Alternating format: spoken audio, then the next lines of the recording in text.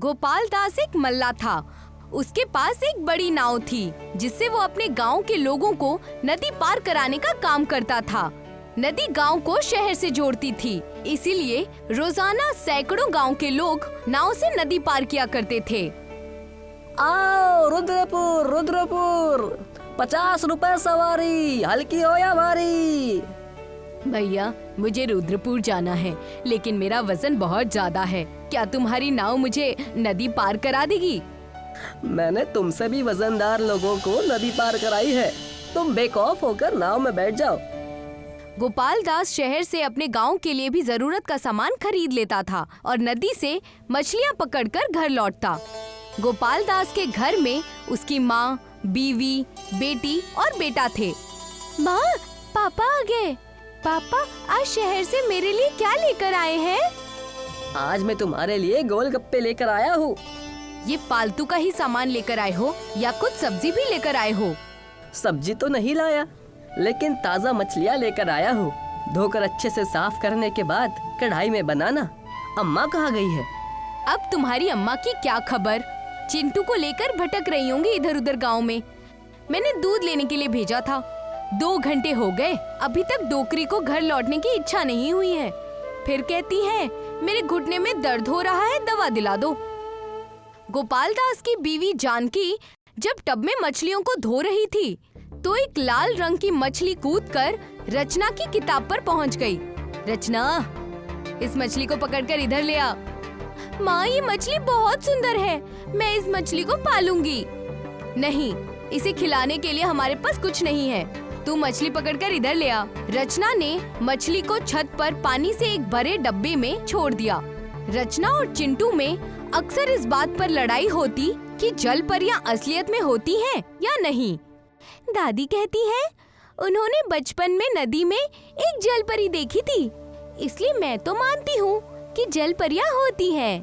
एक दिन रचना जब मछली को देखने गई तो उसने देखा कि डिब्बे में लाल मछली मर चुकी है और पानी में एक छोटी सी जल परी बैठी है। रचना ने शोर मचाकर पूरे घर को बुला लिया। माँ, चिंटू, दादी, जल्दी यहाँ आओ। देखो, डिब्बे में एक जल परी है। मेरा आकार बहुत तेजी से बढ़ेगा।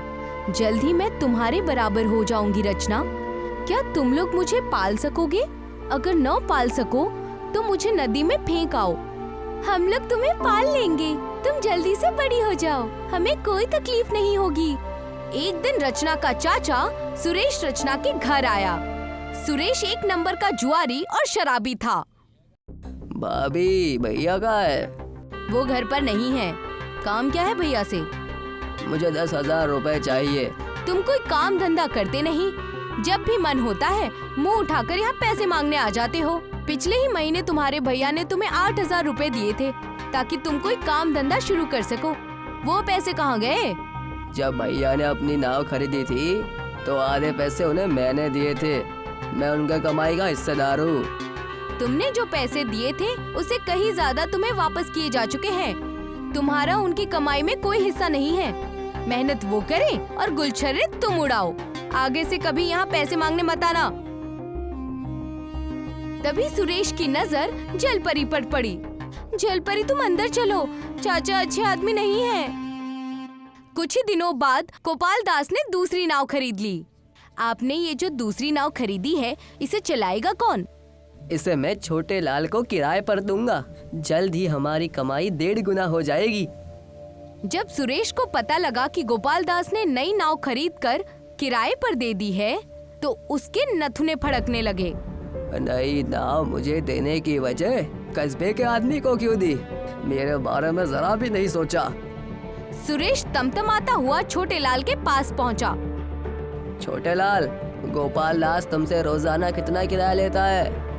200 रुपए। गोपाल दास मेरा भाई है, उसके हर चीज पर मेरा आधा हक है, इसलिए तुम्हें 100 रुपए मुझे देने होंगे। छोटे लाल गोपाल दास के पास पहुंचा और उसने सारी बात गोपाल दास को बताई। मैं अभी जाकर उससे बात करता हूँ। गोपाल दास ने उस दिन सुरेश को खूब डांटा। तुझे भाई कहते हुए भी शर्म आती है? मेरी मेहनत में तेरा कोई हिस्सा नहीं होता और कमाई में तू हिस्सा मांगता है। अपने कर्म सुधार ले। आगे से मेरे काम धंधे के बीच में मत आना और ना ही छोटे लाल को कभी परेशान करना। कुछ दिनों बाद सुरेश का घर बिक गया। उसकी हालत भिखारियों जैसी हो गई। अगर गोपाल दास मुझे पैसे देते रहता तो आज मेरी यह हालत नहीं होती। अब मैं गोपाल दास और उसके परिवार की भी वही हालत करूंगा जो मेरी है। बस मुझे सही मौके का इंतजार है। हर साल सावन के महीने में नदी में बाढ़ आती थी। नदी का जल स्तर बहुत बढ़ जाता था। उस वक्त मल्ला लोग अपनी अपनी नाव घाट पर बांध देते थे और काम धंधा थोड़े वक्त के लिए रोक देते थे। एक दिन नदी जब उफान पर थी, गोपाल दास की दोनों नाव नदी में बह गई। अचानक गांव का एक आदमी गोपाल दास के घर पहुंचा। गोपाल भैया, तुम्हारी नाव किसने नदी में बहा दी है? गोपाल दास नदी पर पहुंचा। नाव काफी दूर जा चुकी थी, लेकिन दिखाई दे रही थी। गोपाल दास बिना सोचे समझे नदी में कूद पड़ा। नदी का जल स्तर और बढ़ गया और पानी में गोपाल दास का कुछ पता नहीं लगा। जानकी, रचना, चिंटू और जलपरी नदी किनारे पहुँचे। रात होने वाली है। नदी का जल स्तर भी बहुत बढ़ा हुआ है। तुम लोगों में से कोई भी नदी में नहीं जाएगा। मैं नदी में जाऊंगी और पापा को खोजूंगी। मुझे नदी में कोई खतरा नहीं, क्योंकि मैं पानी में सांस ले सकती हूँ। जलपरी ने रात भर गोपाल दास को ढूंढा, लेकिन उसे गोपाल दास का कुछ भी पता नहीं चला। सुबह वो नदी से बाहर निकली। मुझे माफ कर देना रचना, मैं तुम्हारे पापा को नहीं खोज पाई। बाढ़ उन्हें कहीं दूर बहा कर ले गई हो, शायद समुद्र में। तुम्हें माफी मांगने की जरूरत नहीं, तुम्हारा कोई दोष नहीं। तुमने तो अपनी तरफ से पूरी कोशिश की। चारों लोग घर पहुंचे, लेकिन फिर उनके ऊपर मुसीबत का दूसरा पहाड़ टूट पड़ा। दादी घर के बाहर खड़ी थी। अम्मा, तुम बारिश में घर के बाहर क्यों खड़ी हो? सुरेश ने हमारे मकान पर कब्जा कर लिया है। सुरेश, इसी वक्त बाहर निकलो। ये घर मेरे भाई का है, मेरा इस पे बराबरी का हक है। अगर आप एडजस्ट कर सकती है तो यहाँ रह लीजिए, वरना कहीं और इंतजाम कीजिए। वैसे भी मुझे वो जलपरी बेहद पसंद है। अगर तू यहाँ से नहीं गया तो मैं पुलिस के पास जाऊंगी। जाइए जाइए, शौक से जाइए। गांव की स्थानीय पुलिस घूसखोर थी। दरोगा साहब, मेरे देवर ने मेरे घर पर कब्जा कर लिया है, उसे घर से बाहर निकालिए। इतने परेशान क्यों हो जानकी? इतनी गर्मी में घर के अंदर रहने से क्या फायदा? उसे घर में घुसे रहने दो। तुम बाहर कहीं झोपड़ पट्टी डालो और खुली हवा का मजा लो। जानकी समझ गई कि पुलिस से कोई मदद नहीं मिलने वाली। रचना के खानदान ने एक मिट्टी का काम चलाऊ घर बना लिया और उसी में रहने लगे। जलपरी, अब तुम नदी में चली जाओ। हमें तुम्हारी बहुत याद आएगी, लेकिन अब हमारे पास तुम्हें खिलाने के लिए कुछ नहीं। अब तुम्हारा नदी में जाना ही बेहतर है। तुम्हारे पापा भी यही कहते थे। जैसे आपकी मर्जी माँ। रचना, मैं तुम्हें एक तोहफा देना चाहती हूँ। जलपरी ने रचना को एक बड़ी सी पूंछ दी। ये तो किसी जलपरी की पूंछ लगती है। हाँ, लेकिन ये किसी मामूली जलपरी की पूंछ नहीं है। इस पूंछ में कुछ शक्तियाँ हैं। ये पूंछ तुम्हें कहाँ से मिली? उस दिन जब मैं पापा को ढूंढने गई थी तो मुझे नदी में एक बूढ़ी जलपरी मिली जो जाल में फंसी हुई थी। मैंने जाल से उस जलपरी को आजाद किया। उसी ने मुझे पूंछ तोहफे में दी थी। तुम उसे पहनकर देखना। रचना पूंछ पहनकर नदी में कूद पड़ी। वो नदी के अंदर सांस भी ले पा रही थी। ये तो कमाल हो गया, मैं तो तुमसे भी तेज तैर पा रही हूँ। हाँ, ये पूंछ जादुई है। अब मैं चलती हूँ रचना, तुम अपने खानदान का ख्याल रखना। मैं तुमसे वक्त वक्त पर मिलने आती रहूंगी। जादुई पूंछ पहनकर रचना के दिमाग में एक आइडिया आया। क्यों ना मैं गांव के लोगों को अपनी पीठ पर बैठाकर नदी पार कराऊं? अगले दिन से रचना नदी किनारे खड़े होकर आवाज लगाने लगी। आइए आइए, मात्र 10 मिनट में नदी पार करिए। बेटी, नाव तो करीब 1 घंटे में उस पार पहुंचती है, तो तुम 10 मिनट में वहां कैसे पहुंचाओगी? आप फिक्र मत करिए अम्मा, आप बस मेरी पीठ पर बैठ जाइए। रचना ने बूढ़ी औरत को पीठ पर बैठाया और कुछ ही मिनटों में उसे पार छोड़ दिया। शुक्रिया बेटी, इतना बढ़िया सफर तो मैंने कभी नहीं किया। मेरा बहुत समय बचा। इस तरह नदी पार करा के कुछ ही महीनों में रचना रईस हो गई। उसने दरोगा को बड़ी रिश्वत दी और अपने पुराने घर पर भेजा। ये घर खाली करो, इसमें तुम्हारा कोई हक नहीं है। दरोगा साहब, हमने आपको माल पहुंचाया था, अब आप हमें ही अपना डंडा दिखा रहे हैं। दूसरी तरफ से 2 गुना माल आ चुका है, इसीलिए अब हम उस साइड है। चलो फटाफट घर खाली करो। पुलिस ने सुरेश को घर से बाहर कर दिया। चल निकल यहाँ से, अब कभी अपनी शक्ल भी मत दिखाना। लड़की पूछ लगाकर थोड़ा सा तैरना क्या सीख गई या अपने आप को महारानी समझने लगी। करता हूँ उस पूछ का कोई इंतजाम। सुरेश ने एक 2 कुंटल की भयानक मोटी औरत का इंतजाम किया और उससे कहा, तुम्हें नदी घाट पर खड़े उस लड़के के पास जाना है और कहना है कि वो तुम्हें नदी पार करा दे। सुरेश को लग रहा था कि औरत के भार से रचना डूब जाएगी और उसका काम तमाम हो जाएगा, लेकिन रचना ने मोटी औरत को भी नदी आसानी से पार करा दी। वो लड़की पानी में सांस ले सकती है, इसीलिए उसको डुबोना मुमकिन नहीं। पानी में सांस ले सकती है?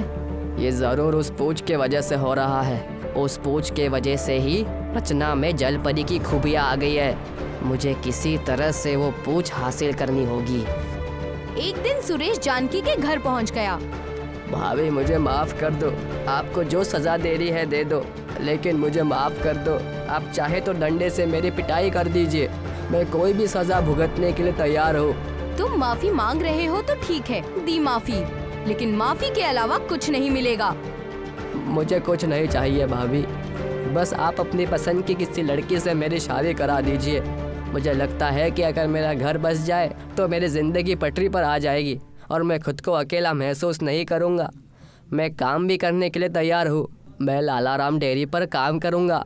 मैंने लाला राम से बात कर ली है, अब बस मेरी शादी करा दीजिए। मैं एक विधवा को जानती हूँ, उससे शादी करेगा तो बता, लेकिन ध्यान रखना, अगर तूने अपनी हरकतें नहीं सुधारी और कमाया नहीं तो वो तुझे छोड़कर चली जाएगी।